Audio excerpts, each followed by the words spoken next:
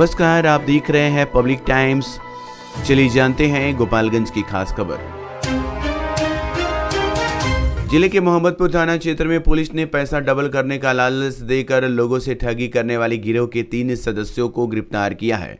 यह कार्रवाई Mohammadpur petrol pump के समीप NH 27 पर वाहन जांच के दौरान की गई। गिरफ्तार आरोपी की पहचान पूर्वी चंपारण जिले के केसरिया थाना क्षेत्र के चंदपरसा गांव निवासी पवन कुमार सहनी, उमेश शाह और नंदन सहनी के रूप में हुई है।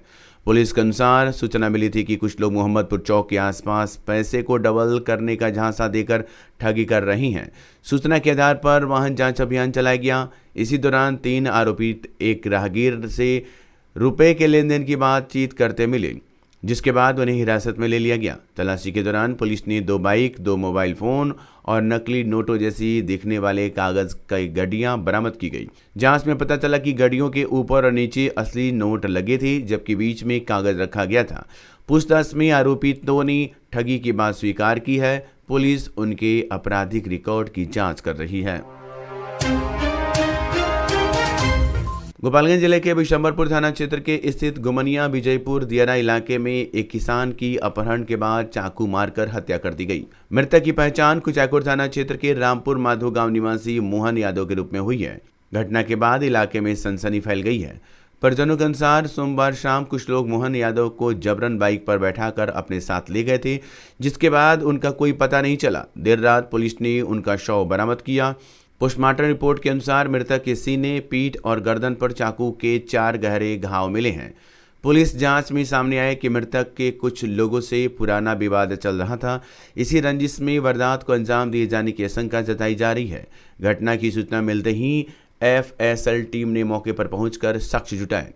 सदर SDPO संदन कुमार ने बताया कि मामले की गंभीरता से जांच की जा रही है। 2 संदिग्धों के नाम सामने आए हैं, जबकि अन्य आरोपितों की पहचान और गिरफ्तारी के लिए लगातार छापेमारी जारी है।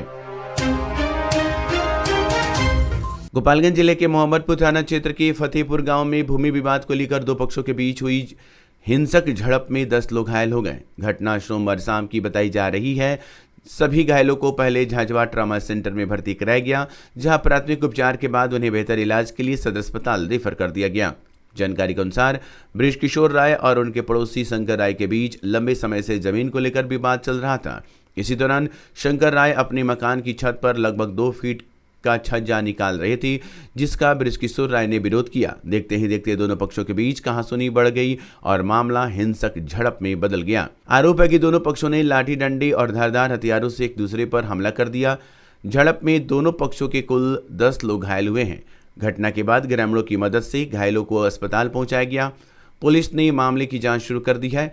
घायलों के बयान के आधार पर आगे की कार्रवाई की जा रही है। गोपालगंज जिले के माझागढ़ थाना क्षेत्र के धामापाकड़ गांव में खाने को लेकर शुरू हुआ पारिवारिक विवाद मारपीट में बदल गया। घटना सोमवार रात की है, जिसमें एक युवक घायल हो गया और उसे इलाज के लिए सदर अस्पताल में भर्ती कराया गया। जानकारी के अनुसार धामापाकड़ गांव निवासी निड्डू सिंह दुकान बंद कर घर लौटे और पत्नी से खाना परोसने को लेकर। इस दौरान पत्नी ने बताया कि सब्जी नहीं बनी है और अचार के साथ रोटी खानी होगी। इसी बात को लेकर दोनों के बीच कहासुनी शुरू हो गई। आरोप है कि नाराज पति ने पत्नी के साथ मारपीट कर दी। घटना की जानकारी मिलने पर पत्नी की मां और बहन मौके पर पहुंची। इसके बाद दोनों पक्षों के बीच विवाद बढ़ गया। आरोप है कि सास और साली ने लोहे की रॉड से हमला कर निड्डू सिंह को घायल कर दिया, जिससे उनके सिर में गंभीर चोट आई है।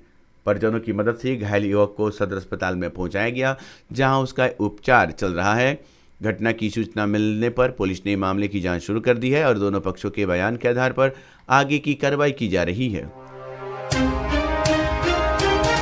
गोपालगंज में अखिल भारतीय विद्यार्थी परिषद ने छात्र हितों को जुड़ी विभिन्न मांगों को लेकर जयप्रकाश विश्वविद्यालय के सीनेट सदस्य एवं विधान पार्षद राजीव कुमार को ज्ञापन सौंपा। संगठन के कार्यकर्ता मंगलवार को उनके बंजारी स्थित आवास पहुंची और जिले में उच्च शिक्षा सुविधाओं के विस्तार की मांग उठाई है। ज्ञापन में स्नातकोत्तर स्तर की पढ़ाई शुरू करनी, जयप्रकाश विश्वविद्यालय की शाखा संचालित करनी तथा विभिन्न महाविद्यालयों में नए विषयों की पढ़ाई शुरू कराने की मांग की गई है। उनका कहना है कि जिले के छात्रों को उच्च शिक्षा के लिए दूसरे जिलों का रुख करना पड़ता है, जिससे उन्हें आर्थिक और शैक्षणिक परेशानियों का सामना करना पड़ता है। विभाग संयोजन अनीश कुमार ने कहा कि समय की मांग है कि छात्रों को जिले में ही गुणवत्तापूर्ण उच्च शिक्षा उपलब्ध कराई जाए। वहीं संगठन के पदाधिकारियों ने महेंद्र महिला कॉलेज में विज्ञान संकाय के सभी विषयों और कमला राय महाविद्यालय में वाणिज्य संकाय शुरू करने के साथ एनसीसी यूनिट स्थापित करने की मांग की है। ज्ञापन प्राप्त करने के बाद सीनियर सदस्य राजीव कुमार ने छात्र हितों से जुड़े मुद्दों को गंभीरता से लेते हुए संबंधित अधिकारियों और विश्वविद्यालय प्रशासन से समन्वय कर समाधान की दिशा में पहल का आश्वासन दिया। गोपालगंज नगर थाना क्षेत्र के कररिया गांव में भूमि विवाद को लेकर मंगलवार को हुई मारपीट में पिता और पुत्र घायल हो गए। दोनों को उपचार के लिए सदर अस्पताल के इमरजेंसी वार्ड में भर्ती कराया गया, जहां उनका इलाज चल रहा है। घायलों की पहचान व्यास महतो और उनके पुत्र प्रिंस कुमार के रूप में हुई है। पीड़ितों के अनुसार पड़ोसियों के साथ जमीन को लेकर लंबे समय से विवाद चल रहा था। इसी विवाद के दौरान कुछ लोगों ने कथित तौर पर दबंगई दिखाते हुए लाठी डंडों से उन पर हमला कर दिया। हमले में पिता पुत्र को गंभीर चोटें आईं।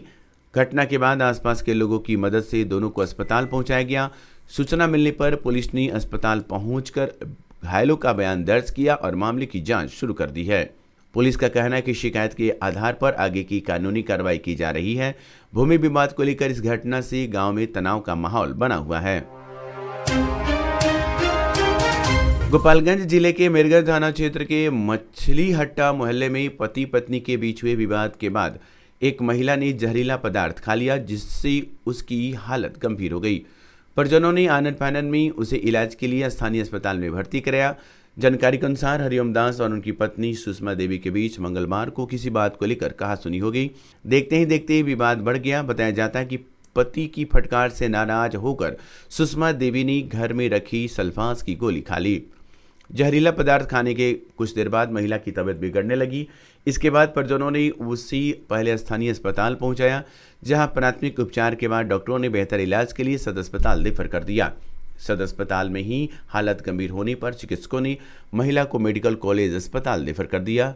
महिला को बेहतर उपचार के लिए गोरखपुर लेकर रवाना हो गए। घटना के बाद परिवार में चिंता का माहौल बना हुआ है। जिले के मांझागढ़ थाना क्षेत्र में पुलिस ने शराब के नशे में घूम रहे एक व्यक्ति को गिरफ्तार किया है। यह कार्रवाई सोमवार रात दियारा क्षेत्र के बलुही गांव में गश्त के दौरान की गई। पुलिस के अनुसार गश्ती दल को एक व्यक्ति संदिग्ध अवस्था में घूमता दिखाई दिया। पूछताछ और जांच के दौरान उसकी शराब के नशे में होने की आशंका हुई। हिरासत में लेकर उसकी पहचान बलुही गांव निवासी नंदलाल सैनी के रूप में की गई, जो राम जन्म सैनी के पुत्र हैं। इसके बाद पुलिस ने उसे सामुदायिक स्वास्थ्य केंद्र माझा में मेडिकल जांच के लिए भेजा गया, जहां शराब सेवन की पुष्टि होने पर उत्पाद अधिनियम के तहत मामला दर्ज किया गया। आवश्यक कानूनी प्रक्रिया पूरी करने के बाद मंगलवार को उसे न्यायिक हिरासत में भेज दिया गया। पुलिस अधीक्षक के निर्देश पर जिले में शराबबंदी कानून को प्रभावी बनाने के लिए लगातार अभियान चलाया जा रहा है। पुलिस ने लोगों से शराब सेवन से दूर रहने और कानून का पालन करने की अपील की है। शराब पीना न केवल स्वास्थ्य के लिए हानिकारक है, बल्कि इसके कारण कानूनी कार्रवाई का भी सामना करना पड़ रहा है। मांझागढ़ सामुदायिक स्वास्थ्य केंद्र के सभागार में मंगलवार को स्वास्थ्य कर्मियों की साप्ताहिक समीक्षा बैठक आयोजित की गई। बैठक की अध्यक्षता प्रभारी चिकित्सा पदाधिकारी डॉक्टर तारिक इब्राहिम ने की। इस दौरान बीते सप्ताह स्वास्थ्य कर्मियों द्वारा किए गए कार्यों की समीक्षा की गई। बैठक में स्वास्थ्य समिति प्रबंधक सिद्धार्थ कुमार और बीसीएम सुनील कुमार ने विभिन्न स्वास्थ्य कार्यक्रमों की प्रगति की संयुक्त रूप से समीक्षा की। प्रभारी चिकित्सा पदाधिकारी ने स्वास्थ्य कर्मियों को परिवार नियोजन कार्यक्रम के तहत निर्धारित लक्ष्यों को पूरा करने के लिए बंध्याकरण एवं पुरुष नसबंदी को बढ़ावा देने का निर्देश दिया। साथ ही आशा कार्यकर्ताओं ने अपने अपने क्षेत्र का सर्वे कर निर्धारित पोर्टल पर समय से रिपोर्ट अपलोड करने के निर्देश दिए। अधिकारियों ने चेतावनी दी कि कार्य में लापरवाही बरतने वाली आशा कार्यकर्ताओं के खिलाफ कार्रवाई की जा सकती है। बैठक में एएनएम, आशा फैसिलिटेटर और बड़ी संख्या में आशा कार्यकर्ता उपस्थित रहीं। सभी को स्वास्थ्य योजनाओं के प्रभावी क्रियान्वयन और जन जागरूकता बढ़ाने पर विशेष जोर देने के निर्देश दिए गए। तो ये थी गोपालगंज की खास खबर। आपका दिन शुभ हो। धन्यवाद।